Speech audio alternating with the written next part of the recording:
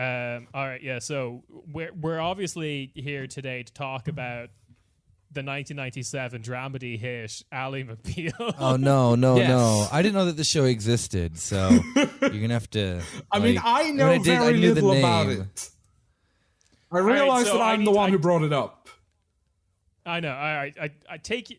Cast your minds back to the year 1997. You're a precocious 7-year-old Irish boy. The only thing you care about is Pokemon and drawing Pokemon. And Ally McBeal. Yeah, I'm writing this. Yeah, and Ally McBeal. Ally McBeal is the thing that is on. Yeah. While you're in the sitting room. While you're perfecting your Bulbasaur. Yeah. Exactly. Yeah, exactly. Yeah. Not quite a frog, not quite a dinosaur. It's got a little plant on its back. But Ally McBeal, I think the only thing I remember about Ally McBeal is, and I think it's his lasting legacy, is the dancing baby. Like, if you're not familiar with it, people on the podcast / people at home, then you do need to like Google on your phone Ally McBeal dancing baby, because I guarantee you've seen that before, like on early internet, or it's like possibly persisted afterwards. And this was due to... That's horrifying. You're looking at it now. Because like I can't remember what this was, why this would appear in the show. I mean, the screenshots I'm seeing from the show genuinely look like Twin Peaks. It has that vibe. I mean, it would have been filmed at the same time, so it has the same kind of it has the same color grading palette as well. Yeah. You have to recognize that like you're watching Twin Peaks in 2020 or whatever, and like you just have to recognize that actually all shows did look like that. Yeah, I think one of the weirdest things about the dancing baby is that it always ended up at like, I don't know if it's every sports place, but they would have like at like baseball games, the dancing baby time, and I'm not shitting you, they would just like put the dancing baby up on the Jumbotron. I love American culture. Have people like dance and then show them next to with like the dancing baby next to them. The animated hell baby, yeah.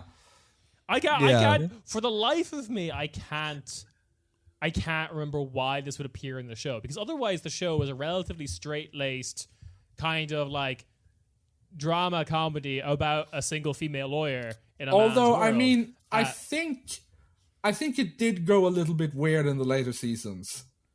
I mean, this was there from the beginning. She would just have these hallucinations about the dancing baby. Wait, was this a recurring thing? So this is like how do you know this like much about the show? Because when you're seven, the dancing baby is what grabs your attention. Like, I mean, otherwise it's just people in their 40s talking to each other. That's boring. I don't want any of that. I reckon when you're 26 and watching a show like that, the dancing baby is also going to grab your attention. Yeah, they knew what they were working with, and then they called up the fucking MBLA or whatever. What does the baseball MLB? They called up. They call up the People's Movement for the Liberation of Angola. Yeah, yes, exactly. They call up the Mozambique actually, and they're like, "You need this. You need the dance. All right, I'll give you one dancing baby." Yeah. You give me a lifetime supply of coffee and oil in Mozambique. Don't you want this dancing baby gift? I'm pretty sure the dancing baby danced to the song that was made big again by Guardians of the Galaxy. Unga chunga. Oh, now we're getting into... Oh, that's very appropriate, actually, because that's a Swedish song. All right, yeah. Linking it back. Yeah. Hey, welcome to your weekly corner, Späti. We're talking about Sweden. Never we're talking about Ally McBeal. Not once. You dreamt that. We're joined by Max and Ghraim of Brödrafolkens pod. Say hi, gang. Hello. It's gonna be a long night of me not pronouncing things correctly. I'm sorry. Hey. And I'm also here. Well, hey, and it's Kieran, and I'm here with Nick in the studio. Hey, yo. And we're talking about Sweden, the most left-wing country in Europe, and it's always been that way. It always right. will be. Yeah. Episode over. I love Goodbye. to live under actually existing socialism. Yeah, we were just calling you up to say congrats, and then we're just going to end the episode. Yeah, exactly. Fraternal greetings. Yeah, I just came here to give you guys the firmest handshake I can and to look you in the eyes and just say, you know what? Good job. Yeah. You know, but this is obviously the Nordics. You're listening to the Aktuelle Kamera podcast. We're giving you a handshake. We're telling you you're the dancing baby of country. Yeah, exactly. Now this is slowly morphing into just one of those like weird like Scandinavian movies that like someone like Rob would like. That we're actually not proud of you. We're really disappointed. Right. We're getting into Lars von Trier territory. Exactly, yes. We're all depressed. We all hate our fathers. We are your fathers. Yeah. Our father will be played by the dancing baby gif in this movie. We're all really mad for some reason about some problem that we all have sexually, which is never explained in the movie for some reason. No. And this handshake I mean, here's the thing that haunts all of us. Here's the thing. If you have enough Nordic blood in you, you will just understand. Yeah, see, I don't. I'm too ethnic for this movie. Yeah. I just have good sex all the time. It's fine. Yeah, what's it? Hating your dad shit? What? No, I love my dad. He taught me how to have sex. And now I'm really good at it, bro. My dad is actually, you guessed it, the weird cartoon Stalin on the front of that Dutch magazine. Yeah, with my social media girlfriend. That's my mom. Yeah. Yeah, sorry, I'm too fucking cool over here to be dealing with being Nordic, so I'll leave you guys at it. Yeah, so I'm just gonna, hang out with my, I would TikToker point out here wife that or whatever. According to the most advanced types of race science, I am actually a member of the Phalian race. Oh Jesus! Is this Varg shit? I feel like this is Varg shit. No, I think it's just actual Nazi shit. Oh, okay, grand. Oh, cool. Yeah, no. The OGs. Oh yeah. We'll get to them later, I guess. But unfortunately, we will. Yes. So for anyone who hasn't been paying attention, because there is a war in Europe, and I think Bosnia is falling apart. So, we'll have to do an episode of that. Yeah, I mean there is a concrete reason why we're trying to forestall discussing what's happening in Sweden. No, absolutely. Yeah, but don't worry about Bosnia. They have a NATO viceroy to solve things. It's fine. Yeah, Gunter Fellinger is on the ground. He's going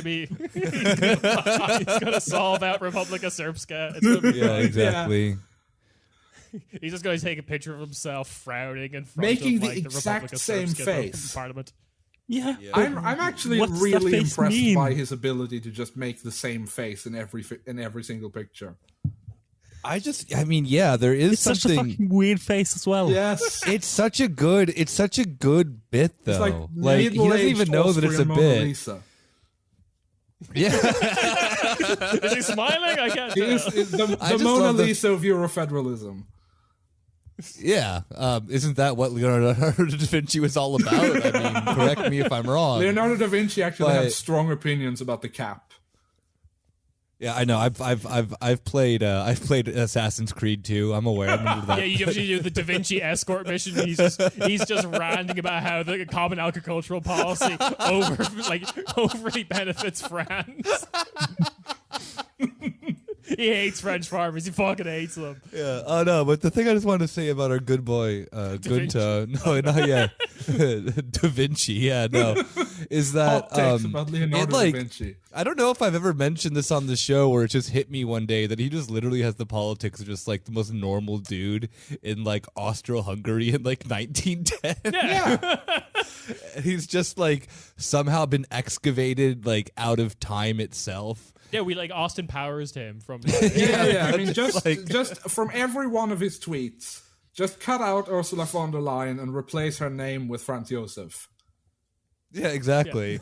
Yeah, and you've got. And ever since I've realized that it's made Gunta finally make sense to me. Every one of his political things lines up perfectly to the Austro-Hungarian Empire. Like, yeah, the Austrian lusts in his heart progressive. for Belgrade. Yeah, pretty much. Moderately progressive, like Austrian-Hungarian, like person from the early 1900s, because he does want to give the Slavs some aid. Oh, agency. yeah. No, he doesn't want to completely exterminate them. But yes. like as a part of a grander project called Austria-Hungary. Oh yeah, no. Any like actual agency not given to them. No, not sovereignty. God, no. Someone should ask him and Well, ask like- him what he thinks about the trial list proposal. Like he's like the Austro-Hungarian equivalent of a guy who thinks racism ended in America because Obama was elected. Like we'll just have a You mean Slav the president. average European? Yeah, we'll just have a Slav president and now we'll be fine. Oh yeah. So Sweden. See, fucking goddamn it! All right, We're really so at the top people of our have- game here. yeah, we are. Dude, Yeah. it's been a week. Oh, Oh, been- it is. sure It has. has You been- guys don't even live here. yeah, I know. I like it's been a week, and I just remembered Ally McBeal existed, so it's I'm been a sorry. lot. But okay, election results. There was an election. Should say that there was an There election. sure That's why was. we're talking. On the very Yeah. auspicious date, September 11th. Yes. I'm listening. Yeah. Yeah, I mean, you know, Nick, you're American. You know great things happen on that day. Yeah. I know. I got the signal. Yeah. the bat signal in the sky. Something's happening. Something's on happening. 9/11. Yeah. Yeah. So Yeah, new Swedish Prime Minister Mohammed Atta. Yeah. Mashallah. Now I know why Erdogan was like so keen on meeting with him and like so quickly. Damn. no, like a second right wing party has hit the tower. So let's talk about this. So I'm going to quickly just go through the results, and then we can get into more detail about what's happening here. So we have Social Democrats, the kind of like default party of Sweden. They came out on top, but not like outright majority, 30.3%. Yeah, which was an Then, improvement second from place. 2018. And Yes, they have been they very did careful to increase let their us vote. know this. Next is the Swedish Democrats. I'm just going to Bad party. cut in very quickly here and point out that it's technically Yeah. the Sweden Democrats. That sucks. It sure that's even does. Yeah, it shittier. does not translate well. I'm just And imagining, frankly, I though, don't the think you should social- respect them enough to use their proper name. No, don't. Yeah, exactly. Yeah, dead name them. Yeah, I mean, Name I'm the just Swedish Democrat. Democrat. You because I am from the country that immediately switched from calling it ISIS to calling it the IS. Because they told us to. Okay. Just because, like, I mean, or was this it not would like be silly? wrong to use the old name. So, two things. One, first thing is I just imagine naming the ISIS. Social Democrats. I first imagine the Social Democrats on election night just biting off more than they can chew, thinking that they like won it, playing the 3-6 Mafia song, Who Run This, and then immediately having to stop because they can't build a coalition, clearly, as we find later. Yeah. But two, the funny Okay, thing of that I'm going to point out now that there is absolutely no one in that party who knows who the 3-6 Mafia are. They Even are better, yes, Half, they half just- of they them just are stumbled. 65. The other half are 22-year-old youth league people who only listen to Taylor Swift. I think a Well- member of staff played it, and then they all got Exactly. Well, confused. it was actually me who played it. Yeah. I slipped it into their playlist. But I just remembered the dead naming ISIS thing. Do you guys remember that really stupid Vice article that was like ISIS doesn't want you to call them this, and it was like you should call them Daesh or whatever. And Yeah, it's like that'll make them hate, Yeah. hate Well, the they West got it. more. Didn't France stick to that as a policy, though? Of course they did. Yeah. They're like moderate Islamophobia. Sign me up. All right. Then second, Sweden Democrats, 20.5%. We'll talk about them later.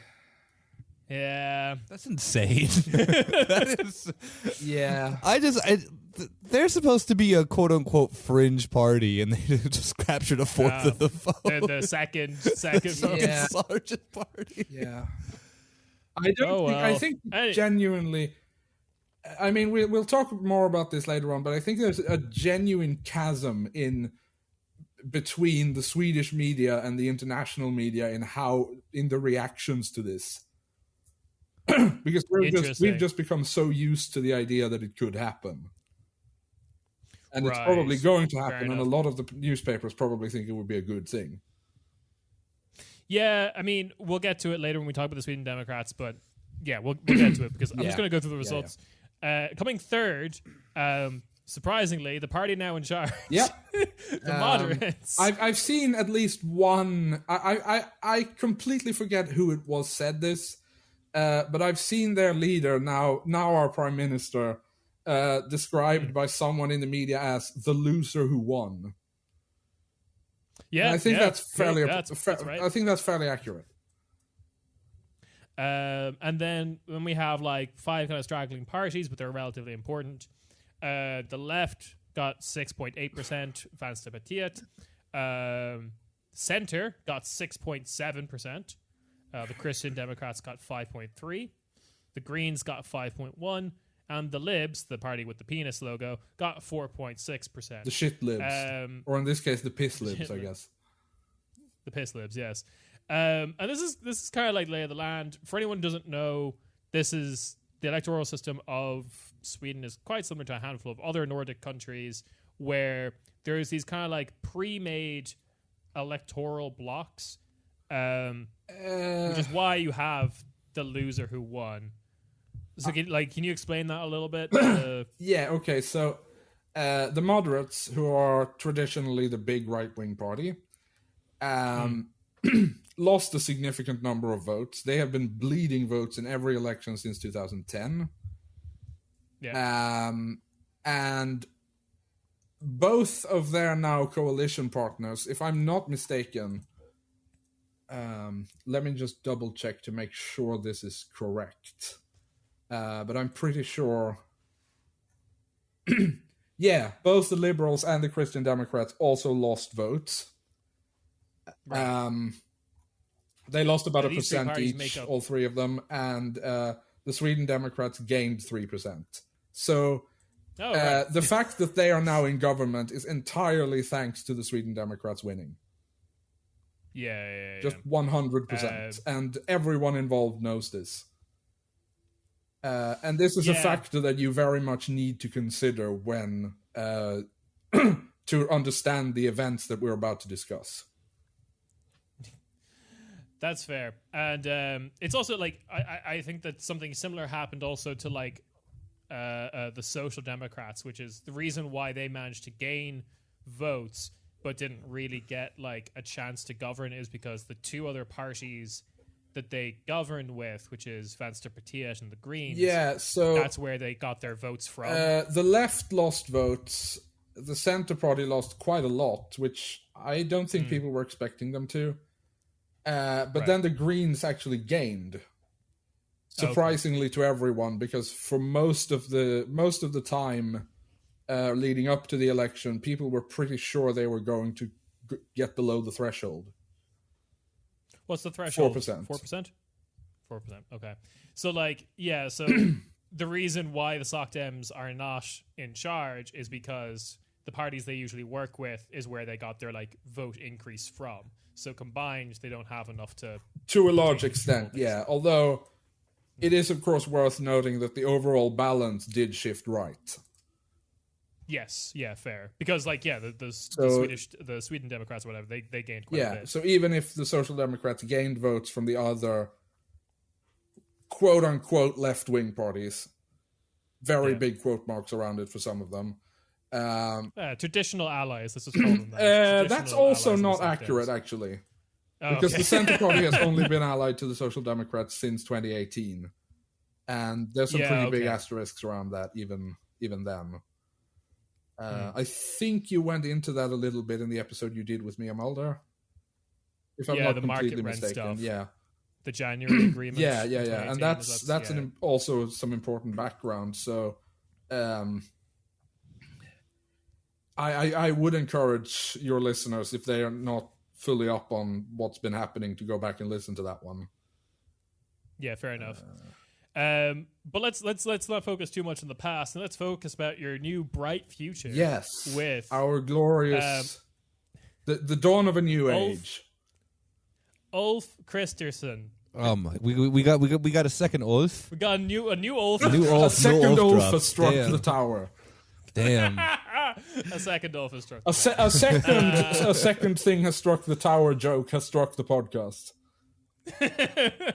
Damn We right. can keep this going. Yeah. So Ulf is leader of the moderates, now prime minister. He's ruling in coalition with Christian Democrats and the Libs. Is that right? That is right. Yeah, and with confidence and supply, basically, from the Swedish Democrats. And a bit more, yeah. Okay. And the thing you have to understand about Kristersson, other than what you just said, is that he is also the world's shortest man. And I'm not talking about his actual height. As a here. small king, I'm listening. I'm not talking about his okay. actual height here. I'm speaking temperamentally. Although he Oh, is okay. physically very short That as is well. true. Yeah, he's. So for what, a 160 Swedish guy, he's something, like, yeah. what? Oh, okay, he's actually short. Yeah. All right. I was expecting like, he's like, 180. Like, Yeah, fucking the shortest guy in my baby. During the election campaign, the moderates were photoshopping pictures of him next to the leader of the Christian Democrats to make them look To make him look taller than her. roughly. Yeah, to make them Although look. I don't think they were Yeah. actually doctoring them. I think they were just careful with angles. Right, or like brought a banana crate or something. hell for yeah. him to Yeah, stand exactly. on. It's like They that used the picture with, Scully like, box. Yeah, it's like the picture whenever like Ben Shapiro or Joe Rogan take a photo with someone, they have it angled just right so that you don't Yeah. realize that they're very short. They're very short Yeah. people. Yes. Wait, Joe Rogan as well? Like, obviously, everyone knows Ben Shapiro's. Oh yeah. tiny, Joe but Rogan's too? tiny. Yeah, Joe Yeah, but Rogan the is thing like just a perfectly square man. He's so wide. He's like terrifyingly wide. Yeah. And not in a fat sense. It's very strange. It's Yeah, all that he's, UFC, he's wide baby. in kind of the same way Ian Paisley was wide. yes. Except yeah, he's also about a foot absolutely. shorter than Ian Paisley. Yeah, but I was going to say he could take him in the fight, but I'm not sure. Ian Paisley's wily. Yeah, I mean, I Anyway, imagine Ian Paisley had a lot of...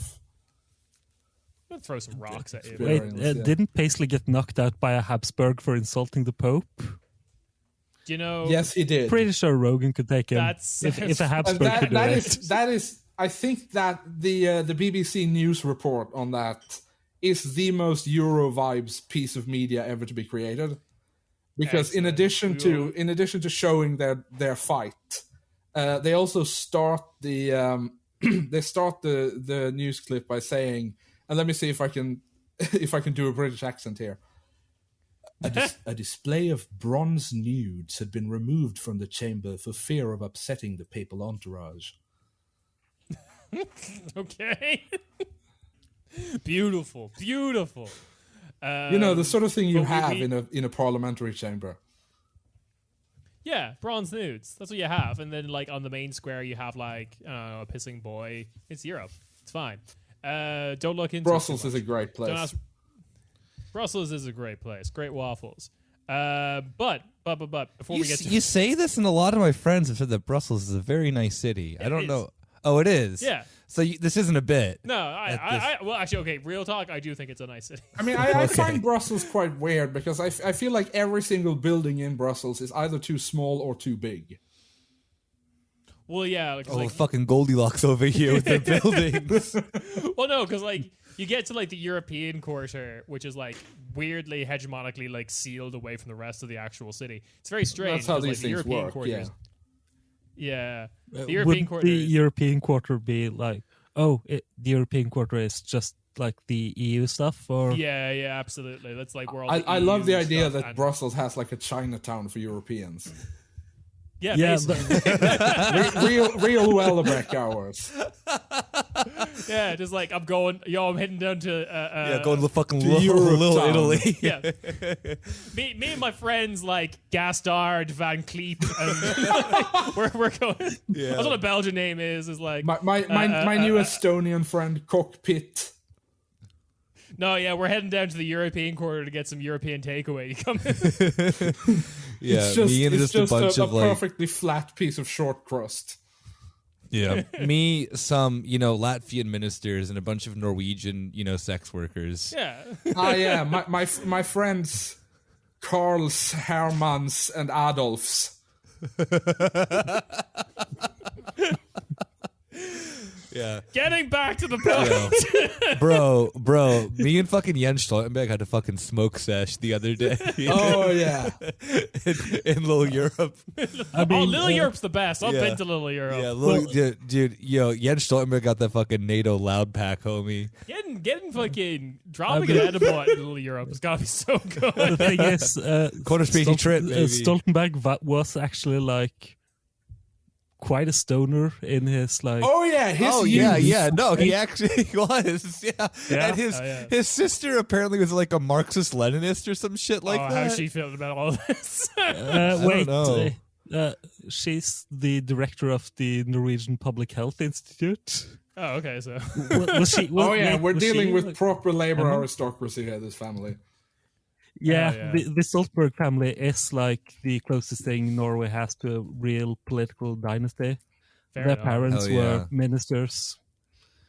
Stoltenberg's wife is the Norwegian ambassador to Belgium, just because she needed that's something practical. to do while he was in Brussels. Yeah, it explains why he has that fucking bomb-ass dank-ass that we smoked last weekend. Yeah, diplomatic immunity. Exactly. Yo, give me that. I thought you were going to say that Norway my grows favorite the Jens Stoltenberg album. I'm sorry. I'm coming up with like names for Belgian strains. And it's just like, yo, you want some of that Luxembourg Loud? I've got that Mellow Tintin. Oh yeah, they all have this fucking what are all the like EU coded things? I hate my Belgian dealer. I've got some of that rubber hand. There you go. I hate when my Belgian dealer corrects me and tells me it's actually pronounced Mellow Tong Tong. Where were Anyway. we? Yeah, so Sweden. This is making me feel slightly better about our recording sessions. Yeah, good. Ulf Kristersson. All right, Our so boy. he's now our boy has garbage weed. He's got terrible weed. I mean, he unquestionably would. Yeah, no, give me that Luxembourg Loud. I don't want your like Malmo mids. Anyway, Ulf Kristersson. I just do alliteration. Anyway, Ulf Kristersson. It's perfect. Yeah. Yeah. So can we? I just want to talk about one little. I love to pretend as though the cops wouldn't shoot you dead for bringing that on the train. Oh yeah, for like weed in the Nordic Oh, countries. yeah. Absolutely. Anyway, Ulf, he's great because like he's now working with the Sweden Democrats, a thing that he promised he would never do. Max, yeah. Do you mind telling me who he promised that to? I don't know an overwhelming amount about her, but her name is Heidi Fried, and she was in one of the extermination camps during the Holocaust. She's a Holocaust survived that survivor. experience, moved to Sweden, and eventually became like a public educator who went to schools and talked to people about fascism bad. Yes. Good gig if you can get fascism killed my family and almost killed me. Please don't do this again. For God's sake, don't. He went to her in 2018 during the election campaign. He went to her and did like a photo op with her and told her that, well, the exact words of what he told her are actually kind of important because, according to him, what he actually said was, in the 2018 election, the alliance would not cooperate with the Sweden Democrats. The alliance was destroyed shortly after the 2018 election. So during this election campaign, his party, which has an absolute like Smaug level of money that they do not disclose, so no one knows how much money they have, but it's probably a significant amount. And even if they don't, they get a lot from business through various more or less shady arrangements. Anyway, they used some of this money to take out ads on Google after Svenska Dagbladet, which is a very, very right-wing newspaper in Sweden, interviewed him about this, and he told them that the promise no longer applied. The moderates paid for this article to become the top Google result when you search for the name Hedi Fried. Right. And also changed the headline on Google to make it look more favorable to him, which meant that even the journalists from this very right-wing newspaper who wrote the article were very annoyed with them over this. Yeah, because like it's hard to. It is kind of hard to spin the story. Hey, you kind of promised you wouldn't work with the like party with Nazi connections to a Holocaust survivor. To a Holocaust survivor. It's very hard to spin that into it's grand. The promise doesn't apply anymore. You would think so, wouldn't you? Well, they got 19.1% of the vote, so, it reached something. But yeah, I did hear that they were paying for Google ads and all that kind of stuff to, like, yeah. So that's kind of where we're at with him. Seems like a pretty slimy individual. But he's a cool guy, and I have no doubt that he will do some positive things for the country. The issues his government promises to tackle are definitely the issues that are most urgent to deal with. Let me put it that way. Oh, I'm sure. Well, this is, I mean, I don't know what's on. We need to do something about the existence of trains.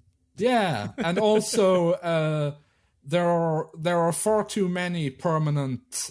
There are far too many people who get permanent leave to remain in this country, and when I say too many, I mean more than zero. That's fucked up. Yeah, we should change something about this. No, but on a more serious note, I guess. And although it is hardly more than zero since 2015.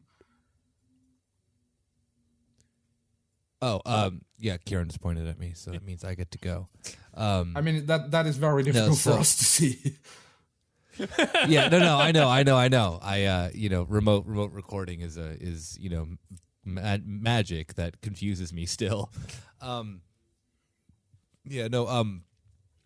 of like this is, I don't know if this is on Kieran's list or not, but one of the things that I think is really interesting with the current dealings of Sweden is that they're still like juggling this like NATO thing still, which is very much, at least from the because the very first thing that then is now happening is that our new Ulf that dropped is now having to go to Turkey immediately to convince Erdogan to like allow Sweden to join NATO, which has been this like weird back and forth thing of like, will they, won't they?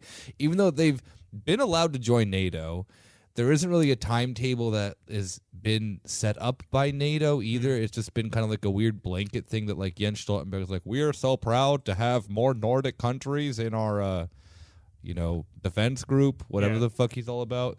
And obviously, as we've talked about previously on the show, Turkey made their demands very clear with the like clamping down on Kurdish groups and whatnot. Yeah.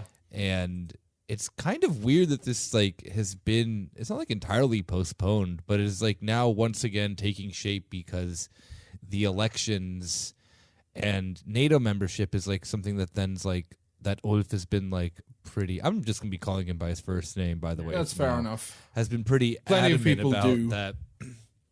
Good, because it's a great name of your best friends never write you back. I'm talking about you, Ulf Bolshoi. But yeah, how like this issue still is like weirdly a thing that I think a lot of people don't realize is like still wide open in Sweden. I mean, I don't know how it is on the ground for like. I mean, here's the thing, though. Sweden. The moderates have been for NATO membership for basically as long as NATO has existed. Yeah, nothing is going to change in government policy. The only significant debate, or like the only party that was on. That like it wasn't immediately obvious what side they were going to come down on was the Social Democrats, and as we amply covered the last time we were here, that went to shit. Predictably, I should say. So there isn't really any political discussion in Sweden about this, except specifically. When's it going to happen? When we do the left has moved from trying to stop the political establishment from seeking to join because everyone's kind of conceded that they're not going to be swayed, and moved to instead trying to protect the Kurds. Right. Yeah, that makes sense. Because the Kurdish people are already being detained and deported as a result of this. I don't know. I'm not the person you should be talking to about that specific part, but one thing I will say is that the Swedish security service has always been extremely keen for an excuse to crack down on them. Weren't they like one of the first people like that the security service blamed for like Olaf? Yes, they were the first big lead in the Palme assassination was that and we're not going to spend all night talking about that because we easily could. But we're going to get to the bottom of this. Who killed Palme? The first big thing that they investigated was connections with the PKK because they had been doing a number of PKK members had been attacking a number of PKK defectors living in Stockholm in the mid-80s. And also I think Öcalan had tried to get asylum in Sweden and been rejected, so they guessed that the PKK might have some kind of grudge against the Swedish state. Fair enough. Nothing came of this investigation. They spent about 2 years doing it, and in that time, they probably destroyed any chance of finding the actual murderer. Yeah. But so that's a fine bit of police work there. But beyond that, I think we should, before we get too specific into like what Ulf is going to be doing, we need to be talking about the other people who are going to be helping him do it, which is my people, Sweden unfortunately. Democrats. Yeah. So how is our boy Jimmy doing? Well, he is.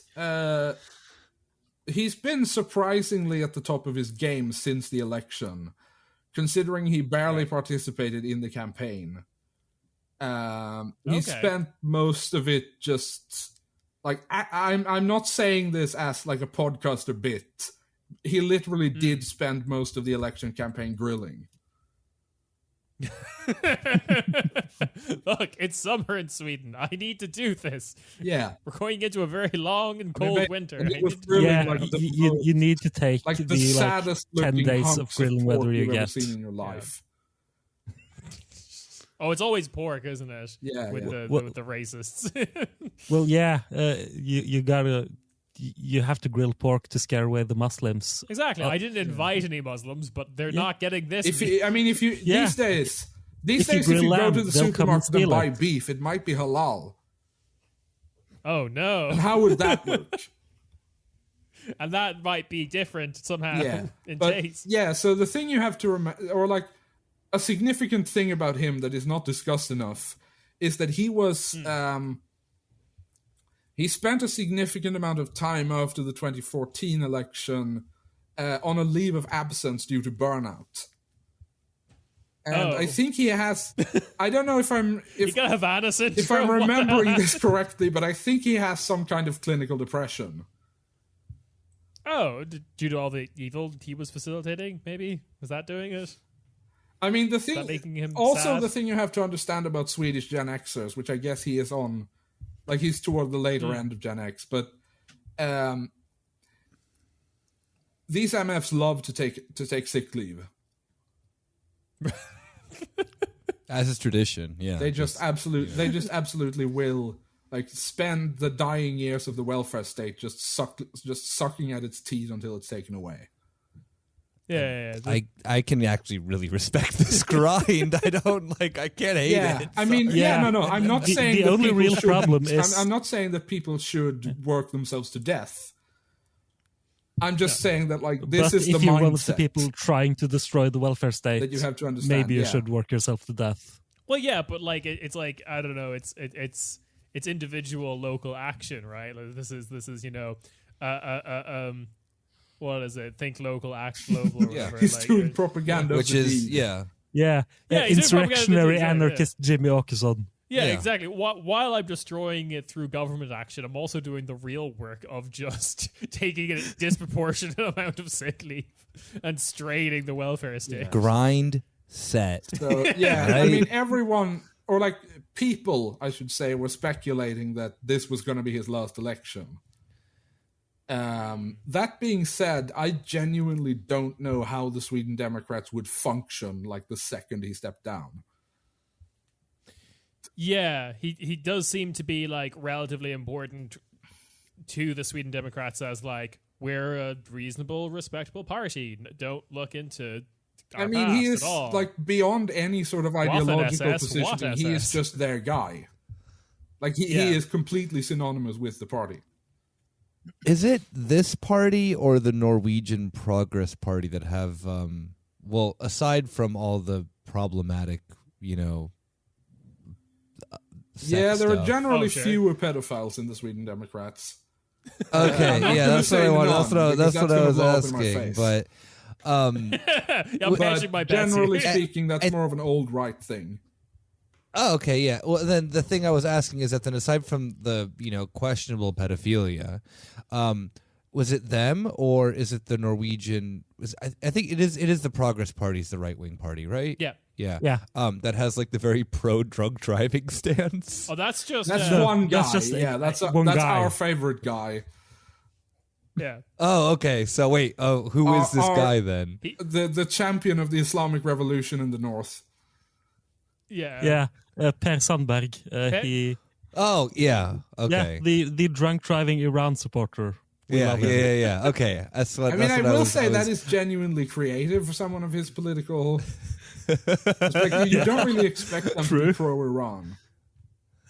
Yeah, but also I mean, it's just because he's the one who has who has the Iranian wife, Yeah. right? girlfriend. Yeah.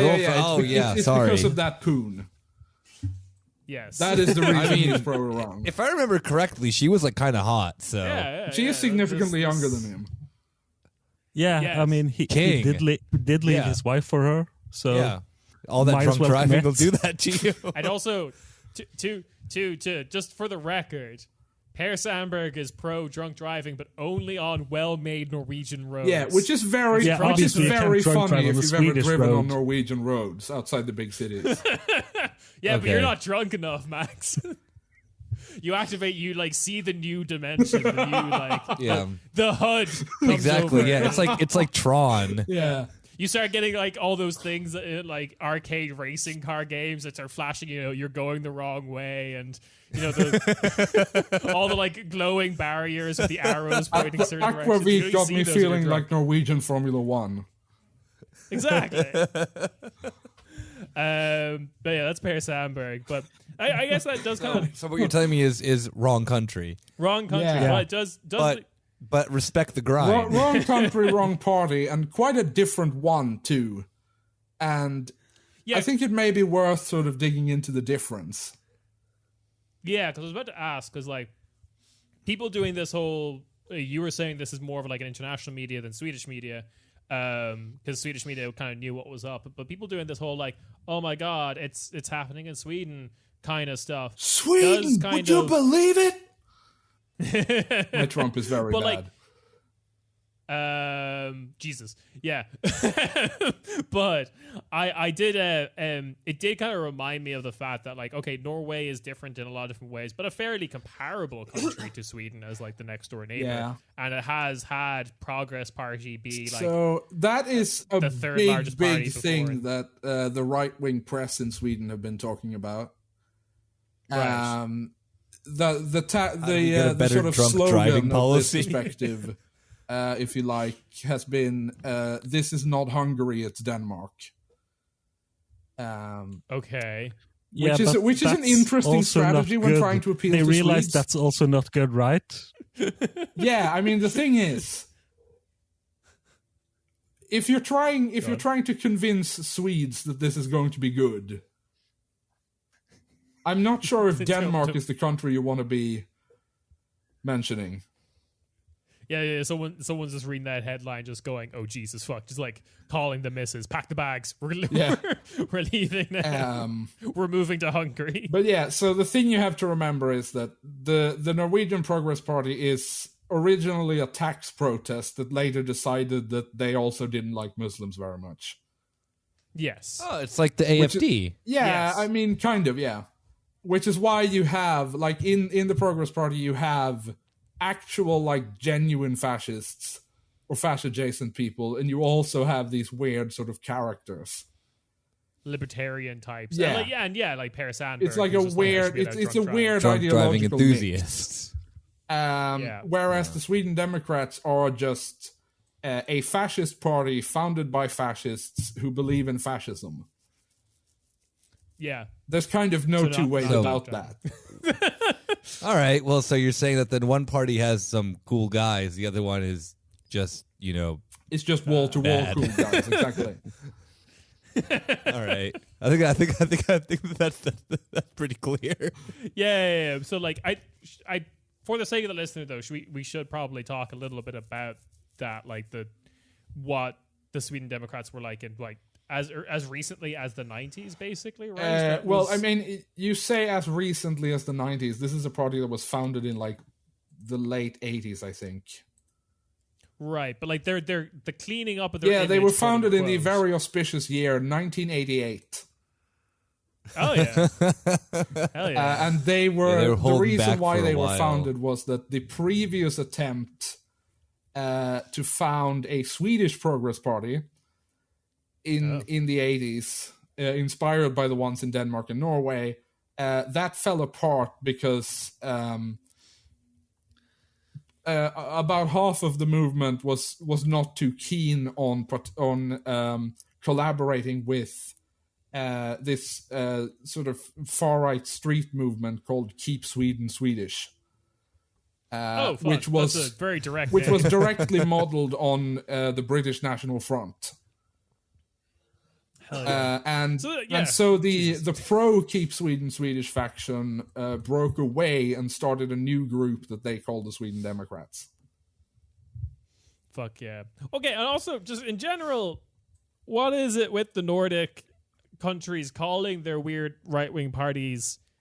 Like, how do you go from the street movement of the very clear name Keep Sweden Swedish to we're going to be the Sweden Democrats, inspired or like partly after the failure of being inspired by the Progress Party? Like it's very strange language. I mean, there is a reason why they didn't name it the National Socialist Swedish Workers' Party. Well, yeah, it's a bit of a toxic brand, sure, but It's also just long. yeah. But like there's still So like by calling, I think by calling themselves the Sweden Democrats, they are making clear two things that they want the public to very badly believe about them. Firstly, that they are Democrats. Sure. And secondly, that they are pro-Sweden, and by extension, everyone else is anti-Sweden. Yeah, fair enough. Okay. So it functions, yeah. Which is also why they're called the Sweden Democrats and not the Swedish Democrats. Right. Although, again, I must stress this. Although, I would say the name works slightly better in Swedish. It still doesn't sound good. Well, it's better than the Denmark Democrats, at least. The double D's, baby. Oh. It is an actual party that exists Yeah. now. You remember the Danish government minister who was impeached for illegally separating migrant children from their parents? Oh, yeah. She started her own political party, and it's now polling about 10%. It's called, it's called, you're damn right I separated those kids from their parents. Yeah, it's the O.J. Simpson book. Like, if I did it. Yeah. Fuck, yeah. So, before getting into... You wanted to talk about Denmark a little bit. Is now a good time before we get into like some smaller nonsense? I mean, maybe it's worth... I have less to say about Denmark, obviously. I don't live there, and I try to look at it as little as possible lest I go insane. You don't want the abyss to stare into you, etc. But yeah, so the Danes apparently decided that Sweden was having a little bit too much fun. And they wanted in on that. So they are now also having an election. And you're saying the separating migrants 10% party. That's Yep. That doesn't seem Yeah. Well, the good name thing of the about party this is is that the Danish People's Party are polling at or below the threshold. Oh, okay. This just made me think of that. There's a rapper who every one of their mixtapes is like, yeah, I went in. It's like, yeah, I went in harder, part 2 or whatever. Yeah. I feel that should be the name of this party. Of like, you damn right, I separated the children, part 2. Like, we doing it again. Yeah, because like there is all these connections with Denmark. There's a bridge, but also like in general, there's.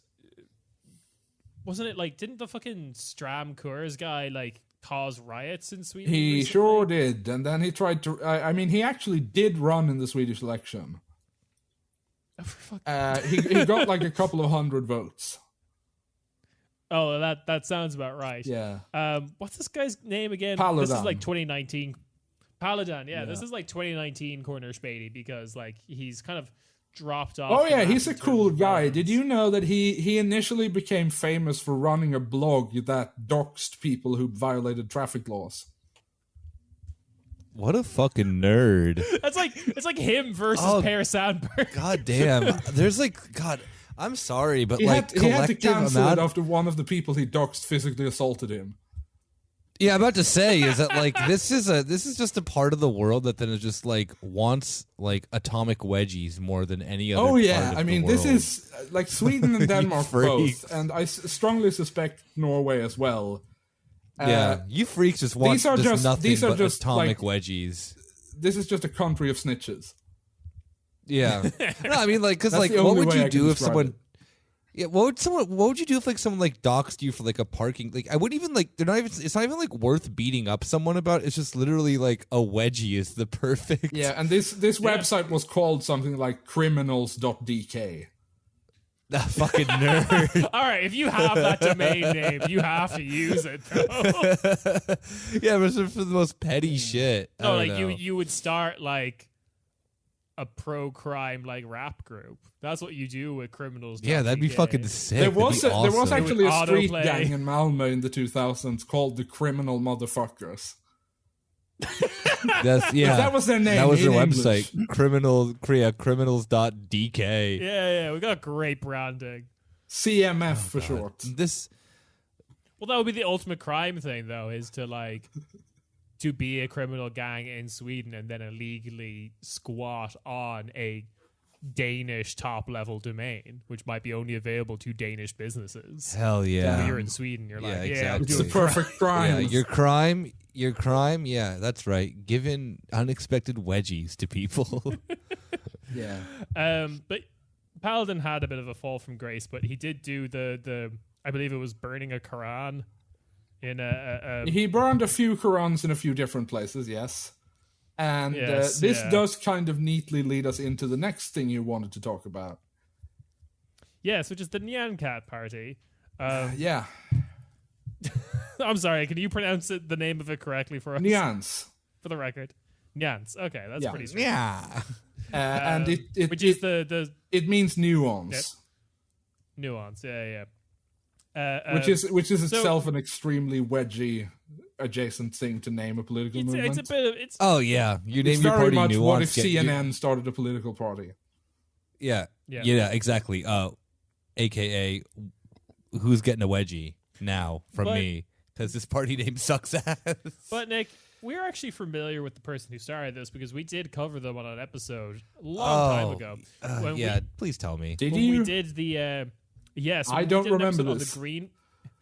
Oh wait, yeah. We did an episode on the various green parties of Europe, Yeah, I remember this vaguely. and we mentioned that unless this is a different guy, but I'm Yeah, very that- surprised. I think you're probably thinking of Mehmet Kaplan. Yeah, this is Yeah. not him. This This is a this different guy. Grey Wolves guy. Oh, for fuck. Okay, so Oh, hell yeah. the guy I was referencing was someone who was in the Swedish Greens. He was if I Minister of remember Housing, correctly. yeah. Yeah, In the first and he got Housing like, only for government, Turks. And he was. I don't know if he was technically a member of the Grey Wolves, but he was. He'd been at various events organized by them. He was photographed having a dinner party with like two very prominent members of the Grey Wolves. Yeah. I believe was the thing. So yeah, shit. love So to see it. there's another guy in Swedish politics with connections to the Grey Wolves. Can you explain who this guy is? How is it a that guy there's so many people? and I'm probably butchering the pronunciation of this. Turkish is not one of my languages, but his name Mikael Yüksel, and he was in 2018. He was going to be the main candidate of the Center Party in Gothenburg. Right. Hell yeah. The Center Party, of course, is or used to be the traditional Farmers' Party. So their organizations in the big cities are kind of new. Yeah, not very well vetted. We just get some guys. Yeah, and like it's always Yeah. good PR, especially for the right wing parties, to get An ethnic minority. an immigrant in Who is Swedish they parliament, themselves because they more are, insane like, than... if you move to Sweden, and especially if you're not white, you are an immigrant for life, and your children are second generation immigrants. Yeah, Germany has kind of a similar attitude in parts. What's a migrant background? Migrants. Yeah, I mean we have that term as well, but no, they are outside the Volksgemeinschaft. Yeah, absolutely. And then like, okay, so this guy, traditional farmer from Gothenburg, has been farming in Gothenburg his whole life. Yeah, presumably. Why does he leave the Center Party? He's kicked out of the Center Party just before the election. Just before this election? Yes. No, just before the 2018 election. Oh, okay, right. Because I was going to say the turnaround time of making a new Yeah, party was no. very quick. That's no. Because again, he had allegedly covered up his connections to the Grey Wolves. Right. He also heard of a fellow party member say something nice about a Kurd and a Greek, and he just had to leave and start anew. Close enough. So he just after the election, he founded the new Nuance Party, which is officially not an Islamist party. They are very clear about that. They are a party for everyone. Yeah. If you're familiar with the Dutch party Denk, yeah, okay, yeah, it's quite similar to that. Right. Their goal in this election was because the way the Swedish electoral system works is the threshold for getting into parliament is 4% nationally, or if you don't get 4% nationally, you can still get in if you get at least 12% of the vote in one of the constituencies. Right. So their goal was to the get goal. 12% of the vote in Malmö, which right. is more Muslim than Gothenburg. So I'm guessing that was the reasoning. The problem with them was that their candidate lists were a complete shit show. A bunch of people on them were either refused to consent to be nominated, which is something you have to do in Sweden now. Previously, you could just until the 2018 election, you could just get anyone elected for any party. Which was a lot of fun because the local Sweden Democrats in a small town in the north managed to get a famous, I believe, cross-country skier elected as a local council representative for them through write-ins. Right. Well, that's just like a man who had no hero affiliation with them and did not support their politics. Yeah. Okay. I could understand maybe why you would tweak the system. Yeah. Yeah, but also, why would you do that? You're just essentially campaigning against yourself at that point. Yeah, it's a fair grind set. Yeah, making it harder for yourself to stay motivated, to stay hungry. I think that like one of the things I always mention as one of the things that I think would shock American liberals about Sweden, because they have a tendency to assume that Scandinavian countries just follow the American liberal program in its entirety. So like the first thing I will mention is always the drug laws. But then the second thing is how completely unregulated Swedish elections are. Like there's no until 2018 there was no regulation on who could be a candidate, and there are still no finance regulations whatsoever. That was something I was going to mention actually with the Sweden Democrats, because they're getting a lot of like big money behind them now, and it does seem kind of like insane money is being pulled into that party. Yeah, I don't know. It's ThyssenKrupp. I wasn't expecting that. Right, fair enough. Yeah, no.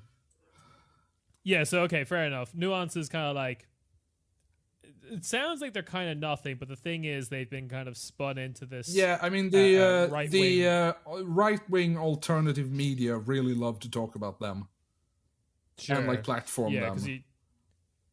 Because you were started by a Muslim person who was kicked out of the last party for Grey Wolf connections.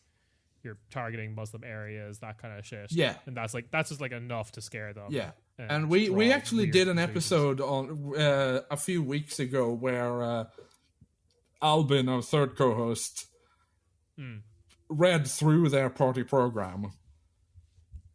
Okay, and there is some wild shit in there. But also they are kind of just less racist Christian Democrats. Like, right. The Swedish right wing also believes a lot of the wild shit. Yeah, there is a lot of the center party still left in their politics. Yeah. Weirdly, like they specifically mention in their program that they want to make it legal for local farms to sell their alcoholic beverages. Right, like outside of the like government mandated like off license. Exactly, which is a thing that the center party has been pushing for since probably before I was born. Hell yeah. Just like, yo man, crazy night out in Stockholm. Just, I'm going to get drinks. I'm going to get 3 hours out of the city to get so like this, some moonshine. This supposedly Islamist party is really keen to liberalize alcohol laws. Yeah. They also have a thing in their party program where they say that they want to stimulate birth rates among ethnic Swedes. Oh, hell yeah. I'm listening. Wait, specifically ethnic Swedes? Oh, okay. So wait, I'm not listening anymore. I mean, I wonder if they just thought people are going to accuse us of being racist. Let's make that impossible. And so they just overcompensated by going in the other direction. To ourselves. Yeah, y'all want to get fucked up and then bang, but only if you're 100% ethnically Swedish. Yeah, look, we're not the Islamist party. We are running on a campaign of cheap moonshine and cider being sold by farmers 3 hours outside the city with pictures of beautiful women on it to get you in the mood. Beautiful Swedish women. Oh my god. She's like 2.5 meters tall. She's an absolute goddess. Here's the thing they don't want you to know. We already do that. you can just go somewhere and buy some homebrewed alcohol. Well, yeah, but that's centrist politics for you. Is there a beautiful 3-meter woman pictured on the? Is this the episode where Cornish Späti starts branching off into giantess porn? Yeah, we already have. I don't know. I don't know what you're talking about. That was last season. Yeah. Turns out that Uma is actually 9 feet tall. Yeah, exactly. Yeah, Uma she just like periodically just steps on all of us. That's why she joined. Yeah. But Rob just needed someone taller than her, actually. Yeah. So they had to fight it out, and that's what happened. There is always the candidate to be the tallest person on the podcast. You just have to beat the current tallest person on the podcast, which is Uma, which we clearly said earlier is 30 foot tall. Yeah, I mean, it is worth noting that the only time we had a woman on the podcast was when we could find a woman who was taller than all of us. Mia. Yeah. Mia's very tall. Okay, so... Right, so we're going to leave the Islamist party that isn't actually Islamist alone, and then I think we're going to... Oh yeah, they also have a lot of stuff about being China hawks. Oh. They go on for a long spiel about how the Chinese Communist Party is one of the most evil organizations in the world. I feel like that has to be in your platform when one of your platform is we need more of our own ethnicity. Because that's like who you're. That's the people you're competing against. Yeah, right? I mean Is the that, Chinese. and also it probably has to do with the Uyghurs. Okay, sure. Right then, let us talk about the future, the agreement. This will be the last thing we talk about tonight. The agreement they signed concluded in a 17th century castle. Okay, yeah. Owned by a man named Carl David von Schinkel. Yeah, and you know what happened? I showed up there and I gave everyone a wedgie at this event. This is a wedgie. Thank you for your service. This is a wedgie event. Yeah, this is disgusting. So what, a fucking 17th century castle with all my fucking nerdy ass friends? Don't care. Count von Dinkelberg. Yeah, Count von Dinkelberg over here. Just me, double-fisted wedgies all around. Me and all my friends from the criminal motherfucker. Yeah, just giving all these fucking these really a guy tall whose main Nordic occupations, nerds, as far as I can tell, seem to be racing driver and toy collector. And professional wedgie getter. So like real idle rich hours. Yeah. God damn! I like the further north that we go with politics, the more I hate all of it. Also, that guy just sounds like the guy who invented, or not invented, but brought payday loans online. That one guy from like America who got sued for billions. Oh yeah, and tried to pay his. Turns out he was actually Swedish. No, I mean it wouldn't surprise me. me. It's professional race car driving. Yeah, sure. All the evil Klarna, we've spawned over the last 30 years. Yeah, Klarna. Actually, that's one of about 10 people I have blocked on Twitter is the Klarna guy. The Klarna guy, or like the official Klarna app, just like posting ads. No, the guy. Yeah, fair enough. I was sick of seeing him. So okay, so let's talk about this agreement. What's in the agreement? What do you guys got going on in the future? Do we have to? Yes. NATO membership, full-blown Turkish irredentism. Yeah, exactly. We will help. We are committed to helping President Erdogan achieve his goals of recreating the Ottoman state. Yeah. Annexing Syria. Yeah. Resolving the Mosul issue once and for all. Yeah. But no, mostly most of the agreement just talks about justice and migration policy. Yeah. And do you know how bad they're gonna get? These guys are gonna get wedgies from me. You're just doing like John Wick, but for wedgies. Yeah, exactly. Yeah. So they want to. Which is the one with Liam Neeson? Oh, Taken. That's me. Yeah, Okay. that's my. This is my Taken route. Yeah, wedged. Yeah. Anyway, go on. The agreement. Yeah. So I'm reading here directly off of Wikipedia, like a professional podcaster would. Point 2 of the Tito Agreement deals with crime and punishment. The agreement explains that groundbreaking measures will be implemented to stop the gangs. This was translated very hastily. All right. I get the impression. These include, among other things, double punishment for criminal gangs. So, that's the Swedish. You've accidentally entered into the bonus area shit. Yeah, where crimes are double what they were. Fun. Criminalization of participation in criminal gangs. Isn't that just kind of repeating what you just said? So the have you seen that picture of Annie Lööf saying in Sweden it's forbidden by law to be a criminal?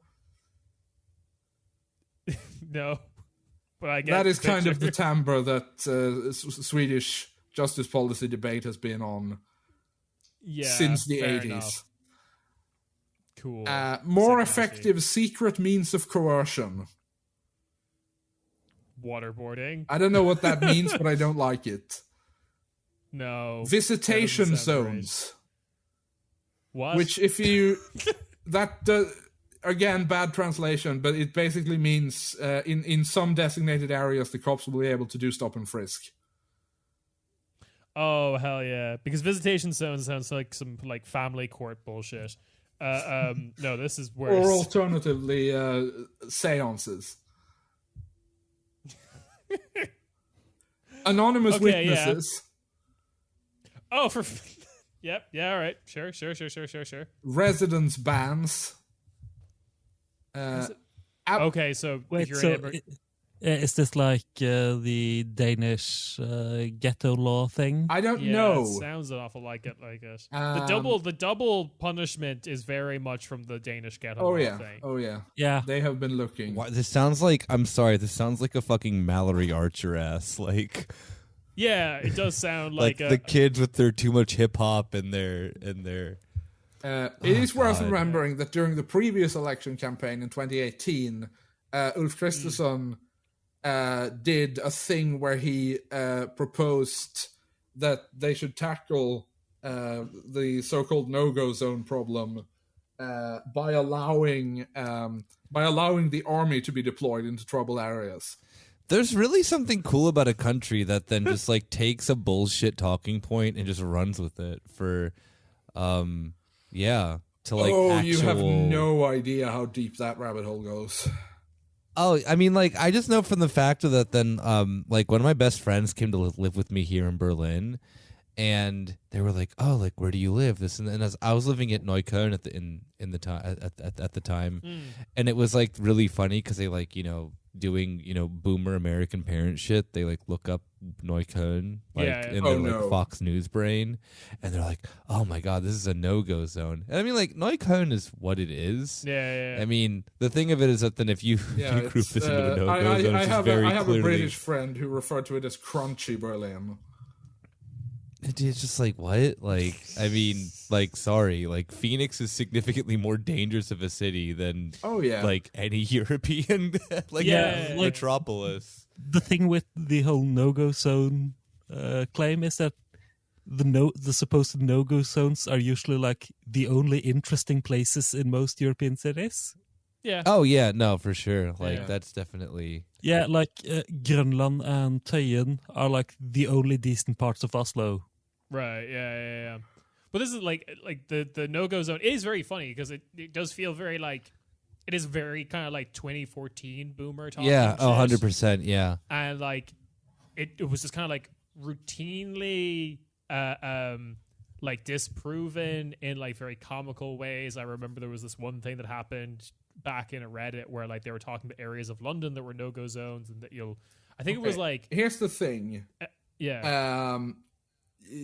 I think it was you guys who mentioned on an earlier episode that you have a theory that German media discourse is just Anglo media discourse 10 years later. Yep, that's me. Yep, I believe that. Sweden is kind of the same, except I would downgrade it to like 5 years later. Right. You living in the future, there I are see. absolutely that's higher English proficiency does for you. There are absolutely loads of True. people in this country, most of whom have Twitter accounts, who fully just believe that the no-go zones are real. Yeah. Because they're absolutely like this is because there was definitely like people in power in Sweden that when this bullshit was starting in America, like there was people in power in Sweden who are like no, and we're disproving it and blah blah. But then there was others being like, well, hang on a minute. We can use this. Oh, my son went to a no-go zone. So another thing that I was going to bring up in this episode that I'm probably not going to find a better way to do organically is you know how for the past maybe 10 years or so Sweden's combined cultural output has just been crime stuff? Yes. Like all the the Scandi dramas. Yeah. Turns out that's not good. Just for the body politic of the country, you don't want that. Yeah, you start thinking the crime is real. Yes, absolutely. Because like, isn't that the thing that they talk about in America now that like too many people have watched like NCIS or like all these kind of like crime procedural shows. Yeah, the CSI effect. CSI. That's it. Yeah, where it's like it's fucked up. Like none of them can be jurors anymore because they all just have like none of them understand how crimes anything. work. That's actually awesome. works. I love, the United States, best country in the world, baby. We've literally So, just made the our the population perfect too himbo stupid nation. to. Yeah. Everyone doing the fucking like equations. They in have their they have head to thing when abolish they end up trial on by a- jury because they can't find anyone. That'd be like the best thing for the U.S. I mean, I'm not Well, sure, that's it, given like- what American judges tend to be like. Yeah, true. Man, fuck.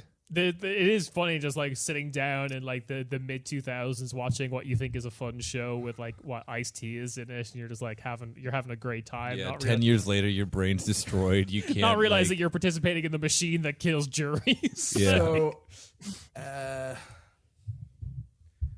where were we? So any other like big talking points from the agreement before we wrap up? Well, I mean, I think one thing I should mention, which I think is significant, if only because, or like partly because this is a Europe-wide podcast.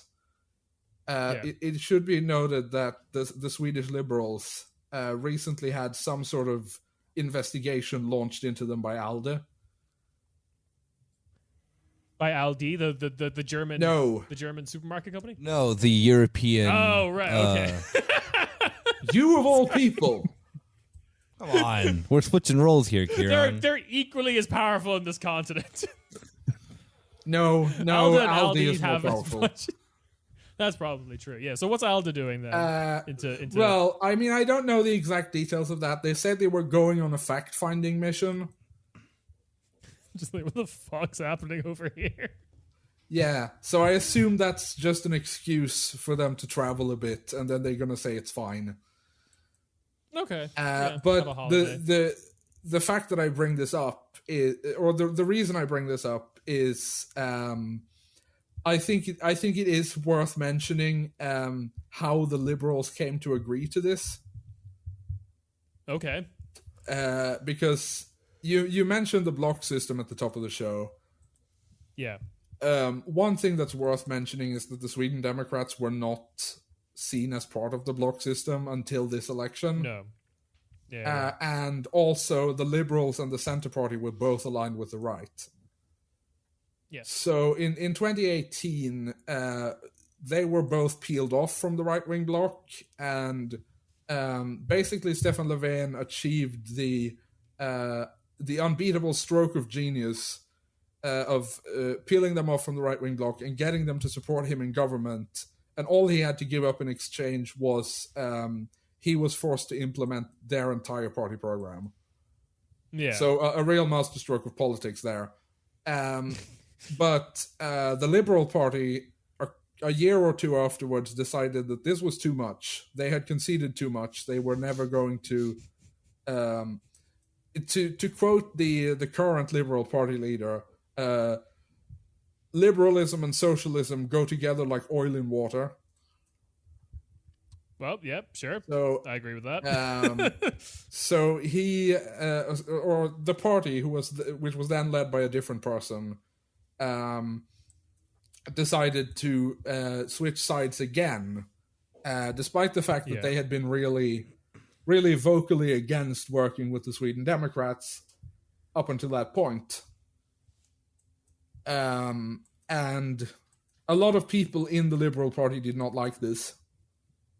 Because a lot of people in the Liberal Party still clung on to the idea that their ideology might somehow actually work instead of just giving up to fascism. Yeah. And especially prominent in that was the Liberal Youth League, Right. which is a fun organization, Okay. as political youth leagues so often are. They are often they have been an object of ridicule on the left for about a decade, because again, about a decade ago, their national meeting passed a resolution to work towards the legalization of bestiality and necrophilia. normal dudes doing normal dude shit. Clearly. All right, that is liberal, I guess. Yeah, they are they're Yeah. basically hardcore libertarians. Yeah, take that, age of consent weirdo libertarian. You haven't gone far. Yeah. You far haven't enough. considered the upper age consent limit. Yeah, this is literally the the extra dimensional galaxy brain of libertarianism. Of course, worth mentioning that that bestiality was legal in this country until like a couple of years before that. Yeah, when you people knew freedom. The Swedish parliament also in Denmark. Denmark banned bestiality in like 2015 because all the Yeah, it was a horrible day for all of us. because all the news stories about animal brothels were starting to get a bit embarrassing. Wait, what? Yeah. Denmark had like sex tourism for farm animals. Yeah, I have transcended the building. I'm spinning around. There are like Fibonacci sequences going around my head. Yeah. So the Swedish parliament in 1944 voted to reform and humanize the sexual offenses legislation by decriminalizing homosexuality and bestiality, and instead adding them to the schedule of mental illnesses. Oh, So that these twisted people can get the care they need. Right, you understand? Fun. Homosexuality was politics. eventually removed from that list. Good. In the late 1970s. Yeah, okay, that's better than some countries. Yeah. All right. Still at Bestiality the was American moved like speed. the 50s. So bestiality remained legal until like 2010, which is where we get the famous quote from one of my favorite guys in Swedish politics, the then agriculture minister, a man called Eskil Erlandsson, who said in a parliamentary debate that it is currently legal in Sweden, for example, to smear something sweet on your genitals with the intention of having a dog come and lick the things off the genitals. It's a fun thing to just say. Hypothetically speaking, Yes. of course. Yeah. As an example. Yeah. I haven't thought about This this. is the sort of thing you Never, ever. could do in this sick country. Yeah. He has just never has done that, of course. No. Just off the top of my dome, I don't know. Jesus.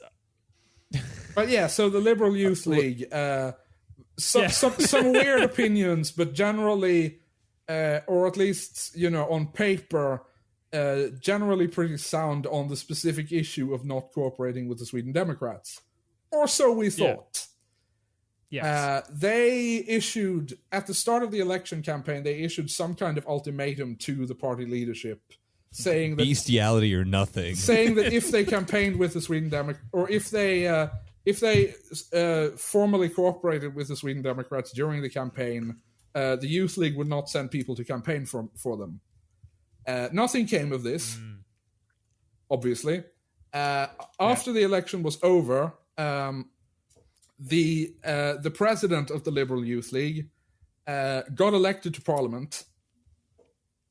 For the first time, and when the negotiations began involving the Sweden Democrats, the executive committee of the Liberal Youth League wrote an op-ed in, I forget which newspaper now, that called on the party not to do this, and every member of the board signed except her.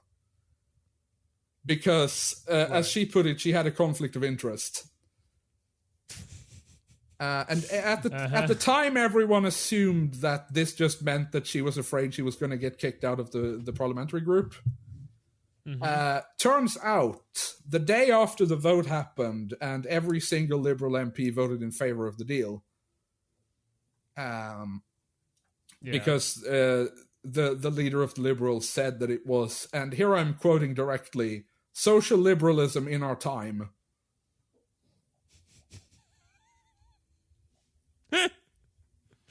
I'm going to fuck this pig. He said that, Yeah, honorary and they all signee voted David in Cameron. favor. We've been hearing the phrase, and it doesn't really translate into English, but they've been repeating the phrase "liberal borgerlig regering," which means like a liberal right-wing government. They've been repeating this over and over again like a mantra ever since the election. And it turns out it worked on the parliamentary party, at least. They all voted in favor of it. And the next day, this woman, Ramina Pourmokhtari, who was the leader of the Liberal Youth League, was appointed Minister of the Environment. Cool. She loves animals. So what can we say? Yeah. We're just gonna keep doing this, they aren't bought we? her off. There's There's no real other way to put it. Absolutely, yeah. Yeah, with like they bought her off pretty cheap as well, considering six goats and I mean they didn't even give her like ox. a ministry. They scrapped the ministry for the environment, and she's now like a junior minister in the energy department, isn't it? The Department of the Environment, Energy and Enterprise. Which you can guess which of those three is gonna set the tone under a right wing government. Yeah, it's one of these things of like Poseidon is the god of like seas, earthquakes, and also horses. Yeah. Like, it's one of and so she is basically just minister for greenwashing. Okay, that's the only real way I can put it. Sounds about right for this government. Yeah. I am not. Yeah, I'm not sure we've gone into like if we had done this last week, just after the agreement was signed, I probably could have given a decent overview of just how terrible this agreement is. But yeah, they wanna basically give the cops free run of the suburbs. They want to worth noting that. Suburbs has like a slightly different connotation in Sweden and really the Nordic countries in general than in, for instance, the US. It's typically like poorer, fairly dense areas with a lot of the council blocks. estates in the UK. It's like in France. Yeah, exactly. Yeah. Germany's the same way too. Yeah. I mean, we are talking like Gropiusstadt. Yeah. We love Gropiusstadt. But it sounds bleak. Yeah, but they also want to the agreement explicitly says that they want to limit both the number of refugees taken and the amount of legal rights refugees get to the minimum possible while staying consistent with international law. Like it's a stated goal of the agreement to fuck these people over as much as possible. But also, like, doesn't every European country basically not adhere to international law when the treatment of refugees? Oh, for sure, but like, they don't say that they're going to fuck them over. Yeah, no, absolutely. It's just very. It's like a different level of just saying the quiet part out loud. Yeah, absolutely. Well, that's what you have to do when you're the right-wing government, because you have been kind of elected via like grievance to a certain extent. Also worth noting that the Social Democrats, when they were in government, were already pretty monstrous. Oh yeah, so absolutely. I mean, I guess they had to find a way to one-up them. Because we had a minister in the Social Democratic government a couple of weeks before the election respond to news that Denmark was planning to pass legislation to limit the amount of non-Western people living in any one neighborhood. And he basically said, this sounds cool and we should do the same thing. Yeah, I heard some kind of like some people posting about like DNA tests kind of stuff. That stuff circulating a bit. I'm not sure how true it was.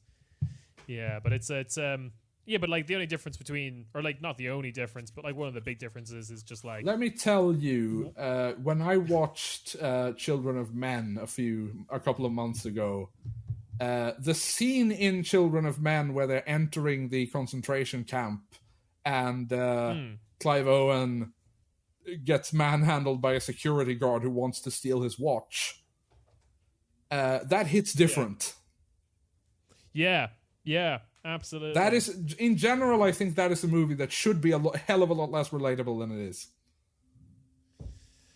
That's the horror of that film, though. Yeah. Yeah. Oh geez, but yeah, this is the difference though between your like center left party and your like right wing. I mean, I guess maybe that's what the Nuance Party were getting at with the birth rates. Yes, absolutely. God damn it! All right. Well, on that note, this has been so worth noting on the Nuance Party before we wrap up. Oh yeah. They did not get into Parliament. They didn't get near. No. They did, however, get seats in a couple of local councils, which means that they will now be getting public funding. So in those places, but still, ones to watch. They will be back, and also all those. Assuming they don't collapse towns due to they personal have conflicts. gotten seats in have now been added to the map of historical Turkey. Yeah, correct. Exactly. Keep your eye out for that. Yeah. The parts of Sweden that weren't already part of Greater Serbia. Yeah. Yeah, exactly. Just turning the map of Sweden like into like Swiss cheese as various like Turkish exclaves are being founded. And the flag is just switched actual to ethnic enclaves. Just being switched into like a picture of Erdogan's face, just giving it a big thumbs up. That's the new flag now. But on a more serious note, this has been grim but very interesting. I feel like we have not scratched the surface. One thing I wanted to talk about, but which I won't get into depth about now, is the long history of the moderate party of thinking groups like or places like Nazi Germany and apartheid South Africa were really fucking cool. Well, that seems like another episode. Yeah, for sure. I would love to go into detail about in 1985 or 86, their leader was quoted as saying, "If we boycott South Africa, the poor N-words will be out of a job."